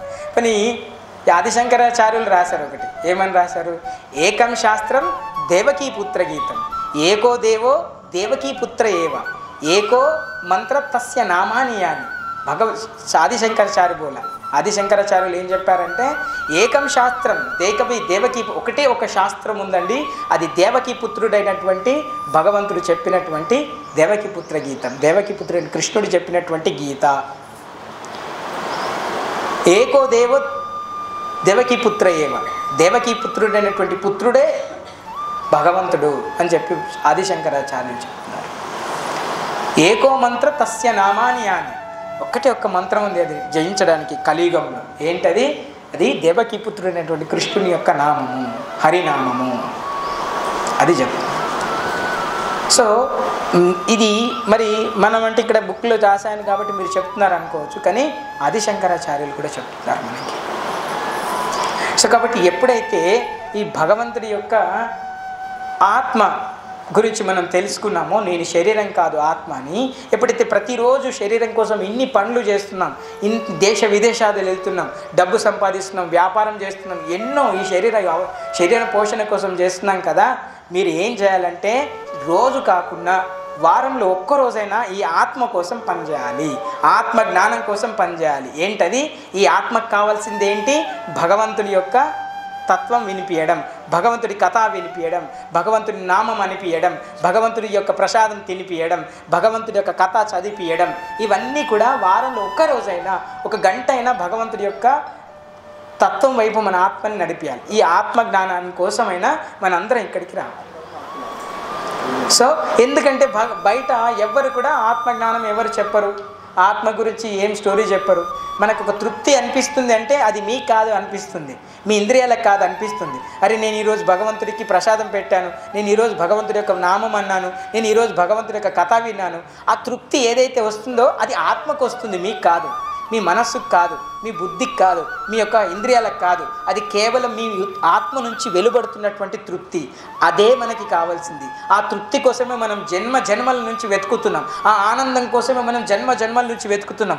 ఏదో ఆనందం కావాలని, ఏదో రకంగా ఆనందం పొందాలని, ఏదో రకంగా మనం సుఖం పొందాలని, ఏదో రకంగా సుఖపడాలని ఎంతో తపత్రయం చెందుతున్నాం. కానీ నిజమైన సుఖం ఎట్లా వస్తుందంటే ఆత్మకి సుఖం కలిగినప్పుడే సుఖమైనటువంటి నిజమైన సుఖం వస్తుంది. ఆ సుఖం కేవలం భగవంతుడి యొక్క భక్తి చేయడం వల్ల వస్తుంది. ఈ దుఃఖాలు అనేవి నిజమైన దుఃఖాలు. మృత్యు అంటే నిజమైన దుఃఖం, అవునా? జర అంటే ముసలితనం అంటే అది నిజమైన దుఃఖం. వ్యాధి అంటే అసలైన దుఃఖం. వ్యాధి అందరికీ వస్తుంది కదా, నిజమైన వ్యాధి. సో వ్యాధి అందరికీ వస్తుంది. మనం చూడండి, కరోనా అందరికీ వచ్చింది, నీది నాది అనే భేదం లేదు, అందరికీ వచ్చింది. అది నిజమైన దుఃఖం. జన్మ కూడా దుఃఖమే. ఒక ఫ్యాక్టరీలోనంట, ఒక ఫ్యాక్టరీ, పెద్ద ఫ్యాక్టరీ ఉంది. ఆ ఫ్యాక్టరీలో మిషన్ ఆగిపోయింది. సో ఆ మిషన్ ఆగిపోయింది. సో ఆ మిషన్ ఎవరు బాగు చేయాలి? ఆ మిషన్ గురించి తెలిసిన వాళ్ళే బాగు చేయాలి. ఆ మిషన్ ఆ ఫ్యాక్టరీలో ఎంతోమంది కార్మికులు ఉన్నారు. సో ఎవ్వరి వల్ల కాలేదు, ప్రయత్నం చేశారు, కాలేదు. అయితే ఆ ఊర్లో ఒక పెద్ద ఇంజనీర్ ఉన్నారంట. ఆ ఇంజనీర్ దగ్గరికి ఆ యజమాని వెళ్ళి ఆ ఇంజనీర్ తీసుకొస్తే ఆయన అన్నారంట, అది సాల్వ్ అయినా కాకుండా నేను వచ్చినందుకే నా ఫీజు ₹1,00,000 ఇవ్వాలని చెప్పారంట. మన వాళ్ళు అంటారు కదా, అది కానీ కాకపోతే నాకు మాత్రం డబ్బు ఇవ్వాలి. అయిందనుకో ఓకే, కాకపోయింది అనుకోండి నా ఫీజు నాకు ఇవ్వాలని చెప్తారంట. సో అప్పుడు ఆయన వచ్చి అంత వెతికి చూసి ఒక దగ్గర ప్రాబ్లం ఫైండ్ అవుట్ చేసి తెలుసుకొని, అక్కడ ఏం లేదు, సుత్తి తీసుకుని, ఒక సుత్తి ఇవ్వండి అంటే సుత్తి ఇస్తారంట. సుత్తి తీసుకొని దాన్ని ఇలా కొడతారంట, అంతే. తప్పకు మనకి ₹1,00,000 ఇవ్వాలి కదా. ఆ కార్మికులు అంతా అంటారంట, ఆ సుత్తి బట్టి కొట్టుడు మేము కూడా కొడుతుంటిమి, అందులో మాకు 10,000 ఇచ్చినా అయిపోతుండే కదా, దానికి ₹1,00,000 ఇచ్చిండు, మాకు నెల రోజులు మా అందరికీ కూడా మంచిగా అయిపోతున్నాయి అంటారంట. ఆయన పోయిన తర్వాత ఆ యజమానితో వాళ్ళందరూ డౌన్ అని అంటే, ఒరే పిచ్చలాగా ఎందుకు ఇచ్చారు ఆయనకి ₹1,00,000? నేను ఎందుకు ఇచ్చాను తెలుసా? మీ అందరికీ చెప్పాను, మీ అందరికీ తెలియలేదు ప్రాబ్లం. ఎక్కడ కొడితే ప్రాబ్లం సాల్వ్ అయిపోతుందో ఆయనకి మాత్రమే తెలుసు. ఎక్కడ కొడితే ఆ మిషన్ చాలా అవుతుందో ఆయనకి మాత్రమే తెలుసు. కాబట్టే ఆ కొట్టే జ్ఞానం ఉంది, కాబట్టి ఆ జ్ఞానానికి ఇచ్చినారా ₹1,00,000 అని చెప్తున్నారు. ఇన్ని సంవత్సరాలు మనకు వయసు ఉంది, అది ఇంపార్టెంట్ కాదు. నాకు 50 సంవత్సరాలు వచ్చినాయి, నాకు 40 సంవత్సరాలు వచ్చినాయి, నాకు 70 సంవత్సరాలు వచ్చినాయి, నాకు 85 సంవత్సరాలు వచ్చినాయని ఈ శరీరానికి వచ్చినటువంటి వయసుని చూసుకొని పెద్దరికం వచ్చిందని మురిసిపోవడం కాదయ్యా. ఆ 80 సంవత్సరాలు తిరిగి వెనుకకు చూసుకుంటే ఈ 80 సంవత్సరాల్లో మీరు శాశ్వతమైన దాన్ని ఒక్కదాన్న పట్టుకున్నారా? మీరు భగవంతుని నామం ఎన్నిసార్లు సాధన చేశారు? అసలు భగవంతుడి భక్తి ఏ కోరమైనా మీకు అంటిందా? మీరు ఒక్క చెడు లక్షణమైనా వదిలేసగలిగారా? అది ఇంపార్టెంట్. ఎందుకంటే దగ్గరకు వస్తుంది మృత్యు. ఆ దగ్గరకు వచ్చే సమయం వచ్చేటప్పటికీ కూడా, వస్తుందని తెలిసి కూడా, ఎప్పుడు వస్తుందో తెలిసి కూడా, ఎప్పుడు వస్తుందో తెలియదు. ఇంకా ఆ తెలియనటువంటి సందర్భంలో కూడా మనం ఏమున్నామంటే ఇంకా పట్టుకుంటావా, అంటేవా, ఇప్పుడు అంటామా కృష్ణారామని ముసలితనం కనాలి కదా. కళ్ళద్దలు పెట్టుకున్నా కనిపించని స్థితిలో, కూసుంటే నడుము నిలవలేని స్థితిలో, బాగాసేపు అంటే ఆయాసం వచ్చే స్థితిలో, అప్పుడు అదే కృష్ణ అనాలి, అంతేనా? అంటాం. అప్పుడు సాధ్యమవుతుంది? అప్పుడు చింతలు ఎక్కువైపోతాయి. వృద్ధాప్యం వస్తే చింతలు ఎక్కువైపోతాయి. ఏమేం చేసినామో, అయ్యో నేను ఏమేం చేసినా అన్నీ గుర్తుకొస్తాయి. ఆ చింతలలో పడి మనం భగవంతుడి నామం ఎక్కడండి స్మరిస్తాం? స్మరించాం. కాబట్టి శరీరం యవ్వనంగా ఉన్నప్పుడే, శరీరం అన్ని రకాలుగా దృఢంగా ఉన్నప్పుడే, శరీరం కూసుంటే గంట సేపు నిల్చుండే ఓపిక ఉన్నప్పుడే భగవంతుడి నామం అనాలే, భగవంతుడి భక్తి చేయాలి.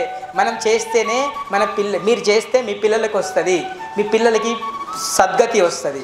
మీరు చేయకపోతే మీ పిల్లలకి సద్గతి రాదు. మీరు చేస్తేనే మీ పిల్లలకు అంటుతుంది, మీరు చేయకపోతే మీ పిల్లలకు అంటదు.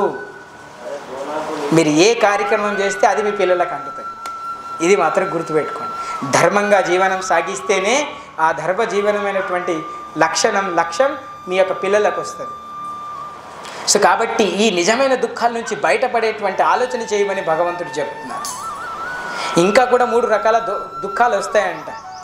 అవి తర్వాత చెప్పుకుందాం. ఇంకా 3 రకాల దుఃఖాలు కూడా ఉంటాయి. అవి ఆధ్యాత్మికం, ఆది దైవికం, ఆది భౌతికం అని 3 రకాల దుఃఖాలు ఉంటాయి. ఆధ్యాత్మికం, ఆది దైవికం, ఆది భౌతికం. ఈ 3 రకాల దుఃఖాలు కూడా మన శరీరం మీద ప్రయోగం చేస్తూ ఉంటాయి.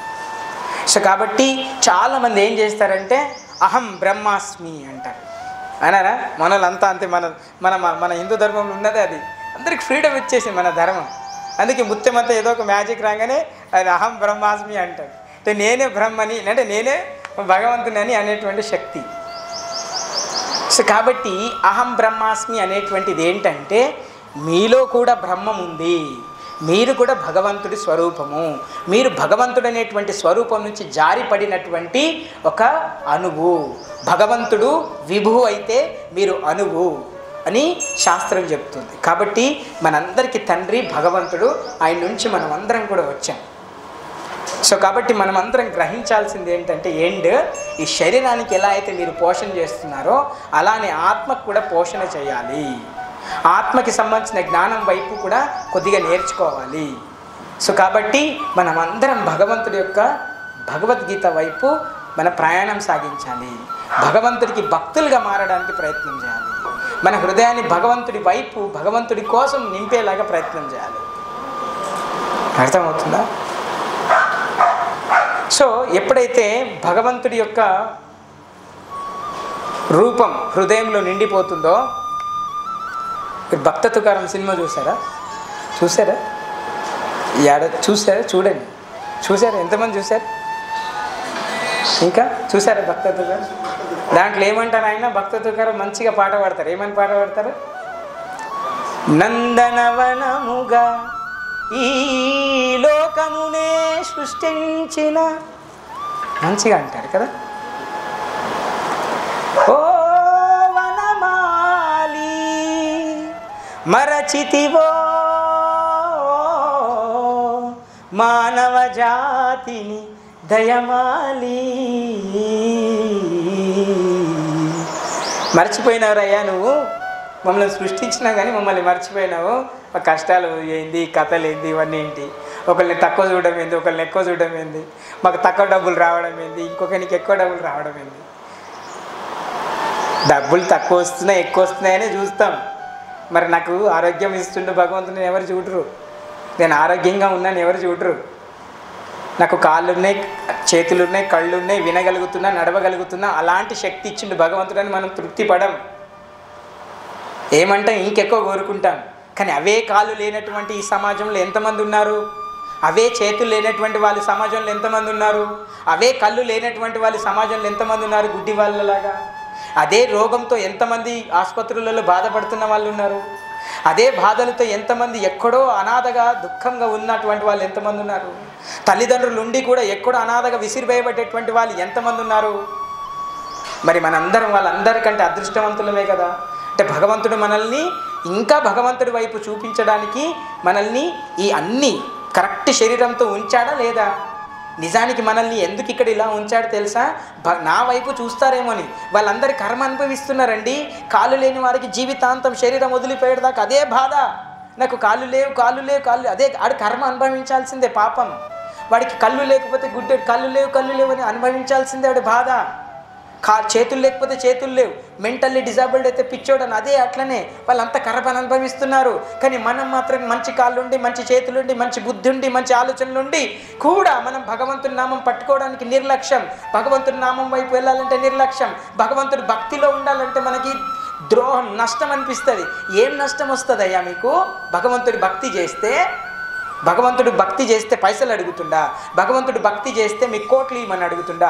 భగవంతుడు భక్తి చేస్తే మీరు పెద్ద పెద్ద ఫంక్షన్లు చేయమని అడుగుతుండా? భగవంతుడు భక్తి చేస్తే మీకేమైనా నష్టం ఉందా? భగవంతుడు స్వయంగా చెప్తున్నాడు కదయ్యా, యోగక్షేమం వహామ్యమని, నీ క్షేమం నేను చూస్తానని చెప్తున్నాడు కదా. స్వయంగా భగవంతుడు మాటల రూపంలో చెప్తున్నా కూడా నమ్మకపోతే ఇంక ఏది చెప్పి చూపెట్టమంటారు? భగవంతుడు స్వయంగా చెప్తున్నారు భగవద్గీతలో, వేదేచ్చ సర్వం రహమేత్య వేద్య అంటున్నాడు. ఈ సృష్టిలో ఉన్న వేదాలన్నీ నా నుంచే వచ్చాయండి, నేనే రచించాను. వేదాలు చదివితే ఏదైతే సారమో అది నాదే, ఆ వేదాల సారాన్ని నేనే, ఆ వేదాలని చదివితే తెలుసుకోవాల్సింది నన్నే అని భగవంతుడు స్వయంగా చెప్తున్నారు వేదాల్లో, భగవద్గీతలో. ఇంతకంటే ఇంక గొప్పది ఏం కావాలి? ఇంతకంటే గొప్ప శాస్త్రం ఏం కావాలి? దాన్ని మన జీవితంలో పెట్టుకోలేదు కాబట్టే కష్టాలు వస్తున్నాయి. ఈ జీవితంలో మన ఇంటిలోకి తీసుకోలేదు కాబట్టే కష్టాలు ఉన్నాయి. ఈ ఆధ్యాత్మికంగా మన ఇండ్లలో భగవద్గీత ఎంతమంది ఇళ్లలో ఉంది? చేతుల్లో పెట్టండి. ఇంకా భగవద్గీతని పెట్టుకునేటువంటి ఇండ్లు ఎన్నున్నాయి మన లోకల్లో? చెప్పండి. మనం అందరం హిందువులం, మనందరం సనాతన ధర్మం పాటించేటోళ్ళం. పొద్దున్న లేస్తే భగవంతుడి గుడి కనిపిస్తే మొక్కిపోయేటోళ్ళం. అలాంటి భక్తి ఉన్నా కూడా ఇంకా కూడా మనం కష్టాలు ఎందుకు కొలిక్కి రాకపోతున్నాం? అదే కొలిమిలో పడి ఎందుకు ఎర్రగా అవుతున్నాం తెలుసా? నమ్మాల్సిన శాస్త్రాన్ని నమ్మకుండా, పెట్టాల్సిన శాస్త్రాన్ని ఇంట్లో పెట్టకుండా దూరంగా దాన్ని పెట్టడం వల్ల, ఆ యొక్క విలువ మనకు తెలియకపోవడం వల్ల, దాని పారాయణ మన ఇంట్లో జరగకపోవడం వల్ల ప్రతి ఇల్లు శ్మశానమే. భగవద్గీత పెట్టకపోతే ప్రతి ఇల్లు శ్మశానమే. నిజం ఇది. కాబట్టి మీ ఇల్లు శ్మశానంగా ఉండాలా? భగవద్గీతను పెట్టి భగవద్గీత పారాయణం చేపించి మీ ఇల్లుని ఆలయంగా మారుస్తారా? అది మీ చేతుల్లోనే ఉంది. ఎన్నో లక్షలు, ఎన్నో కోట్లు కూడా ఖర్చు అయిపోతున్నాయి. అవునా? మనకు నష్టం వస్తే ఇల్లు, జాగలు, ఆస్తులు కూడా అమ్ముతున్నారు. పేకాడి ఒకడు సర్వం సంపాదించిన ఆస్తిని అమ్మేసే వాళ్ళు ఉన్నారు. అవునా కదా? జూదమాడి రాజ్యాన్ని పోగొట్టినటువంటి కౌరవులు ఉన్నారు. జూదమాడి సొంత భార్యని ద్రౌపదిని పనంగా పెట్టినటువంటి పాండవులు ఉన్నారు ఈ దేశంలో. స్వయంగా పాండవులు తెలుసా, కృష్ణుడితో స్వయంగా స్నేహం చేసి, కృష్ణుడు తిన్నప్పుడు తిని, కృష్ణుడితో పాటు పండుకొని, కృష్ణుడితో పాటు నడిచి, కృష్ణుడితో పాటు వాటర్ తాగి, కృష్ణుడితో పాటు సాంగత్యం చేసినటువంటి పాండవులకి అన్ని కష్టాలు వస్తే భగవంతుని ఇంత దూరం పెట్టిన మనకి ఎందుకు కష్టాలు రావు? వస్తాయా రావా? స్వయంగా పాండవులు, పాండవులు, దుర్యోధనుడు, భీముడు అందరూ కాళ్ళతో ఉంటే వాళ్ళకి అన్నంలో విషం పెడతారు, కాలిపోయి ఇంట్లో దాచబెడతారు, ఎంతోమంది రాక్షసులను పంపిస్తారు. వాళ్ళకి ప్రతిసారి భగవంతుడు అడ్డంగా నిలబడి ఎదురు వాళ్ళని రక్షిస్తాడు.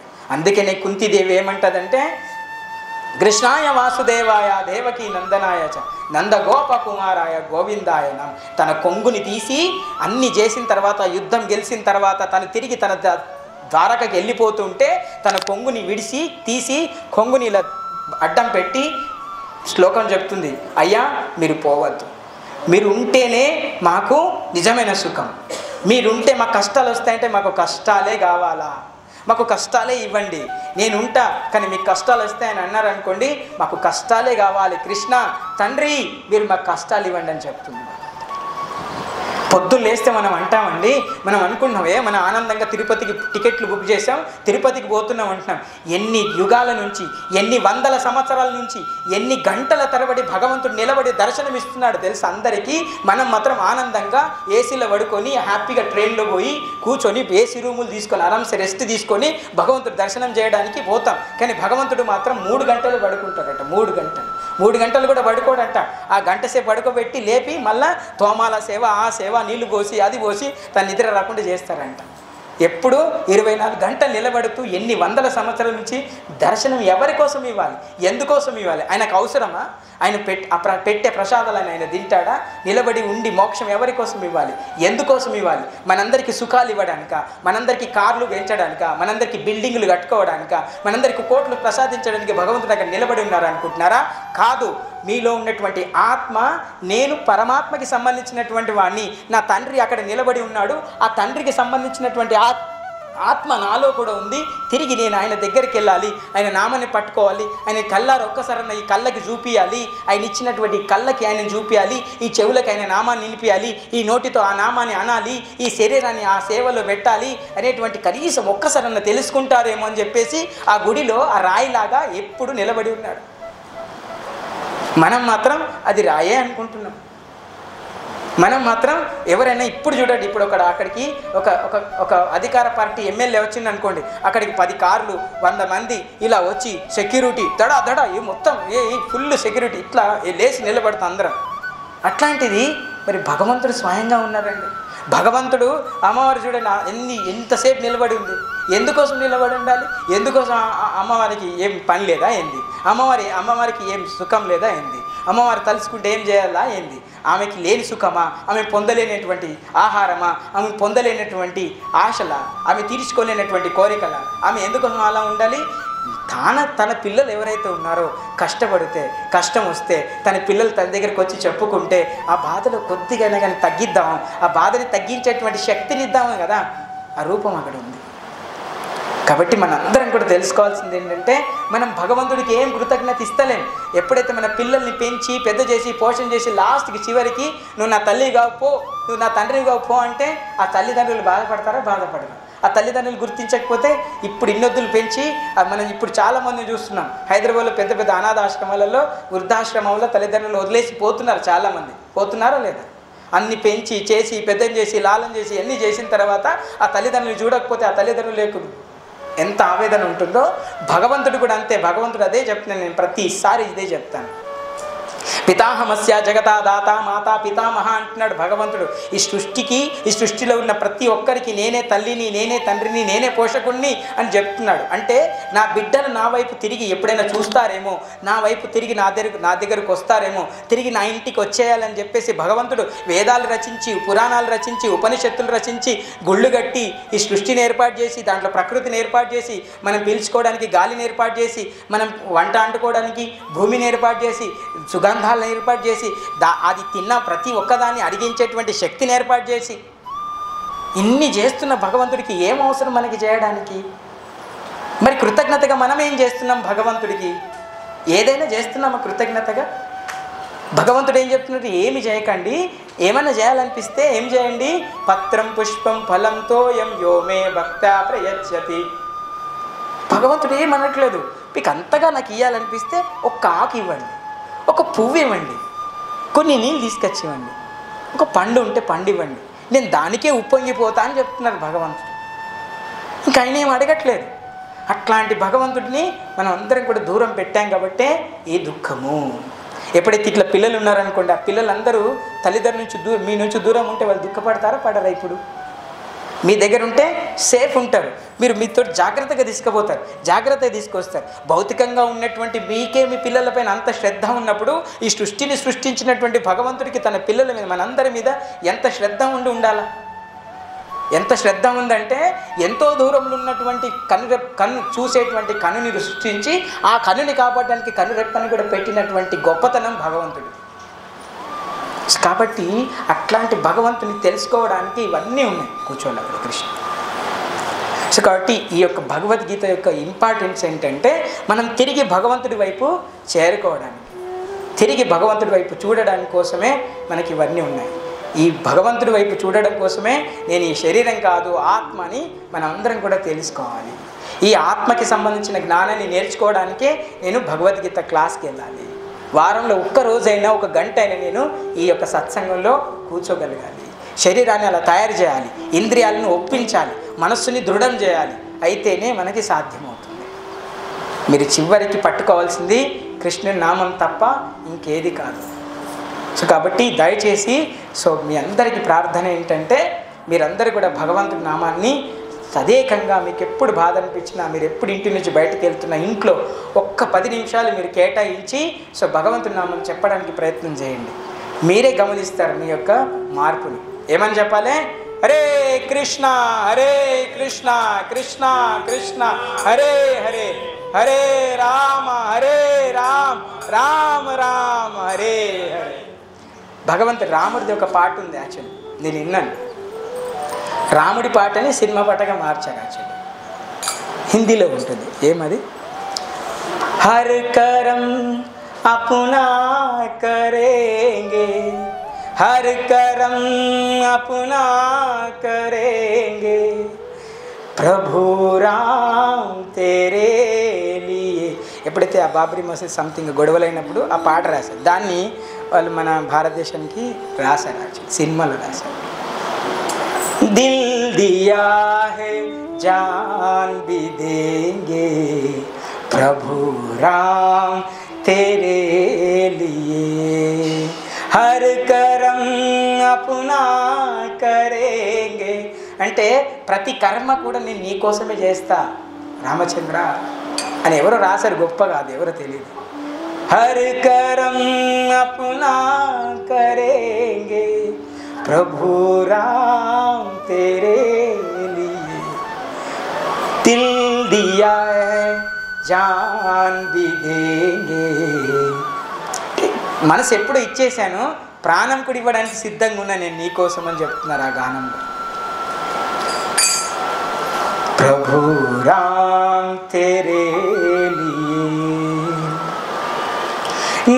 దశరథ నందన దశముఖ వర్ధన, దశరథ నందన దశముఖ వర్ధన, దయా సాగర హే భగవాన్, दया सागर ए भगवान, दिल दिया है जान भी देंगे, प्रभु राम तेरे लिए। जानकी राम जय जय राम, जानकी राम जय जय राम, दया सागर हे भगवान, हर करम अपना करेंगे. ఎంతో మంచిగా రాశారండి. నేను ప్రతి కర్మ నీకోసమే చేస్తా. ఆ నీకోసం చేసేటువంటి కర్మలో నేను ప్రతిదీ కూడా నీకోసమని భావిస్తా.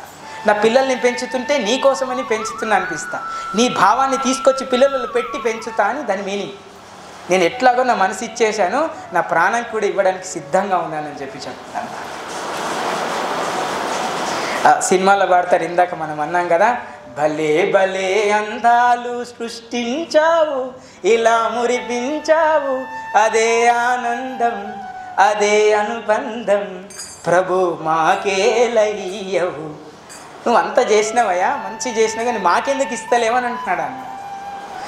మాటలు రాని మృగాలు సైతం మంచిగా కలిసి జీవించేను.